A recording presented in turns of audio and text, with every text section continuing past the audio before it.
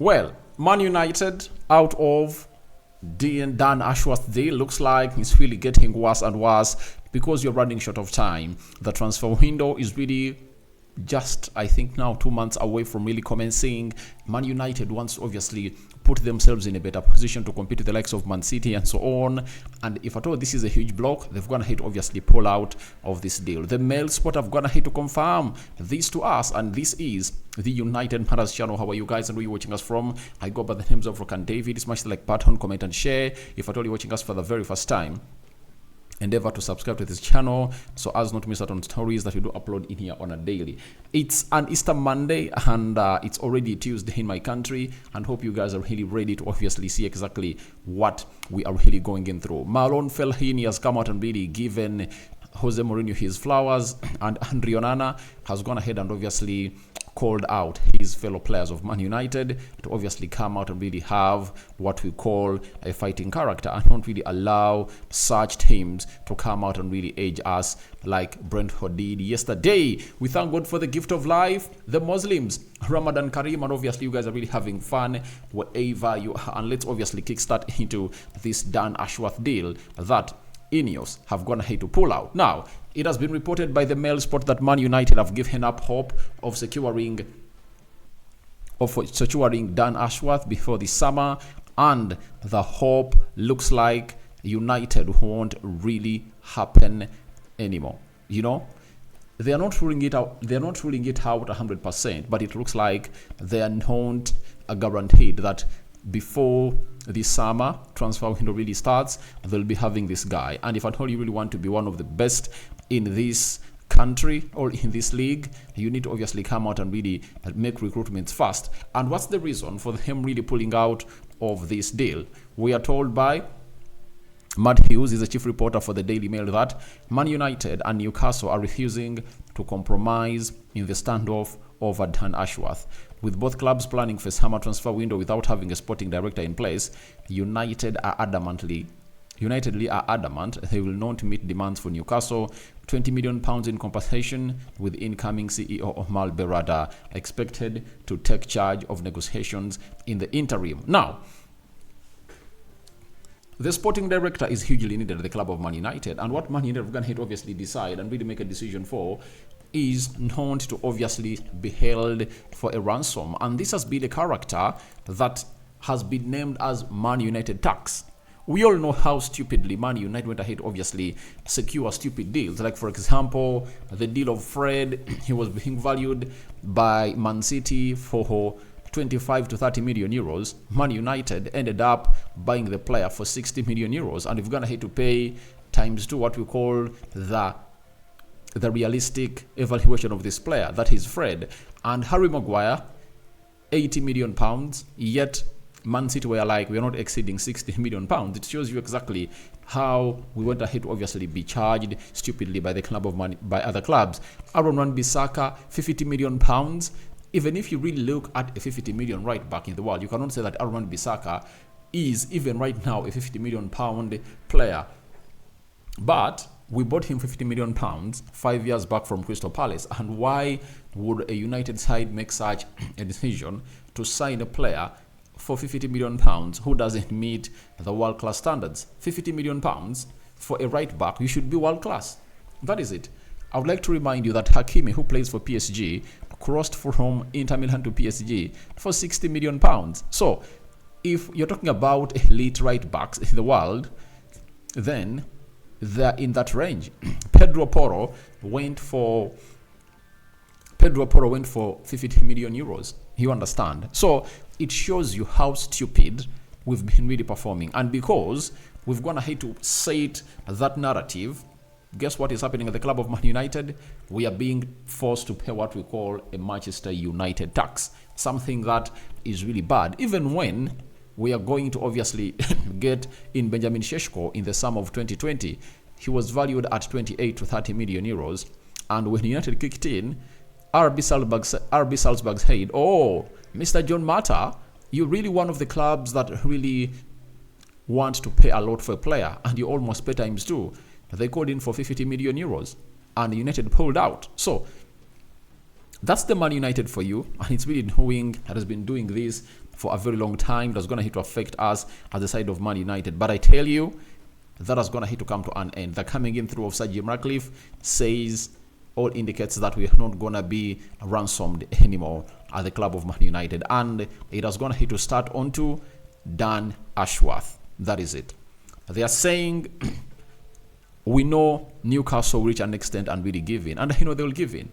That point will come because the sporting director has shown them that I don't want to be here anymore. But they are trying to obviously make it hard for him to leave, and they think that Man United is desperate about this, and the desperation has gone ahead to be turned into a weapon for United to obviously show Newcastle that we can even pull out of this deal. We are not gonna dance to your tools. You're willing to wait for Dan Ashworth until when you guys accept the amount of money we are giving you, because it's like we're signing a player. £20 million, it's really huge.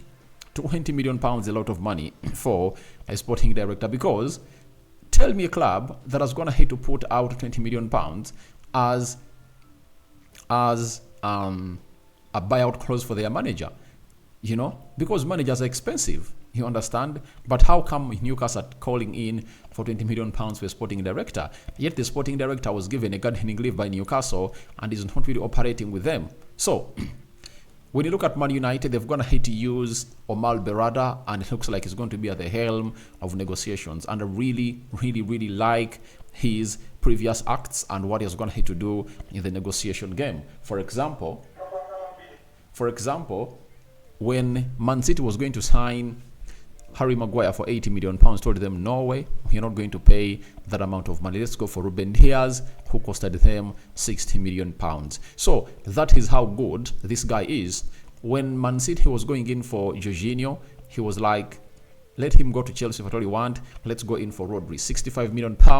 Until now, he's a bargain, and you all admit that he's the best CDM in the world as we speak right now. So I think it's better for Omar Berrada to come in through and really take center stage into this, because he's experienced and he'll guide the likes of John Mata. As I told you, when John Mata and Hargreaves, I think Harrison, were seen in Madrid and Barcelona to obviously meet sporting directors of different teams, including that one of Barcelona, that is Deco.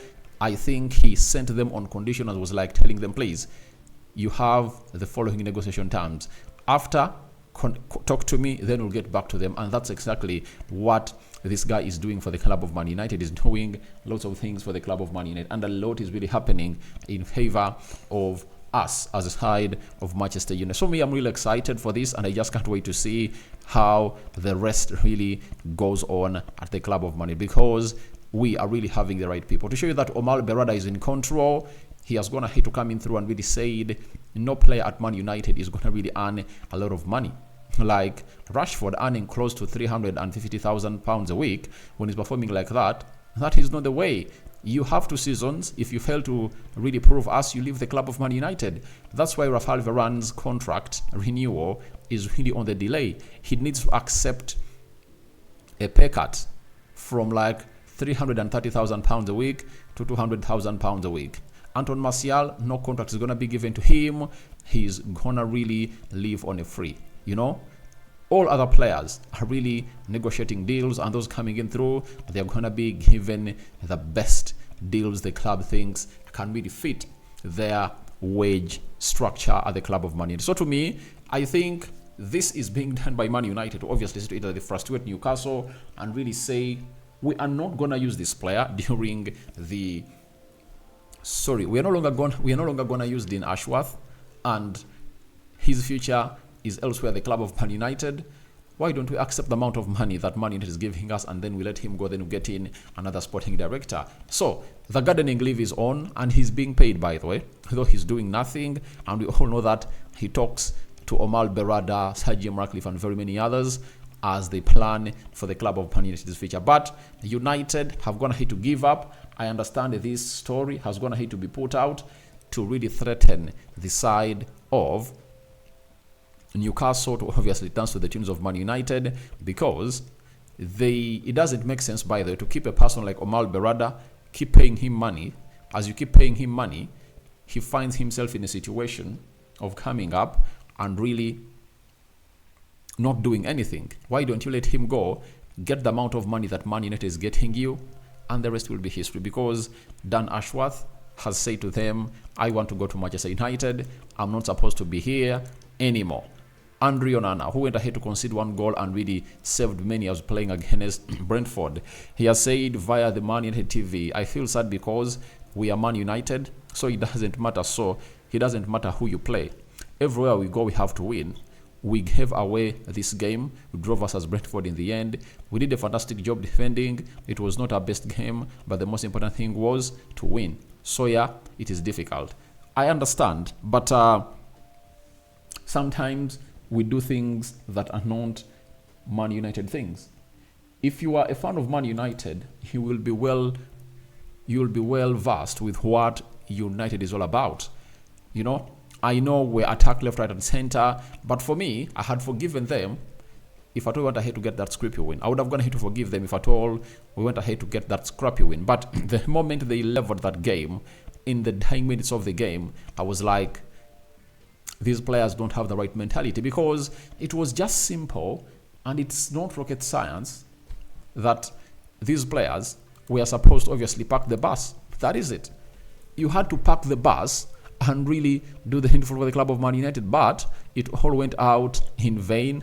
Man United found themselves conceding a stupid goal that I really felt like it was not supposed to go in. And for the goalkeeper, he did his job. He saved those he had to save, and those that were denied by the woodwork or the frame of the goal, and he did what he had to do. But the players really let us down a little bit, especially in that goal that really went in through in the dying minutes of the game. And I really think these players should really come out and really wake up when you're playing against Chelsea. I'm going to come up with the match.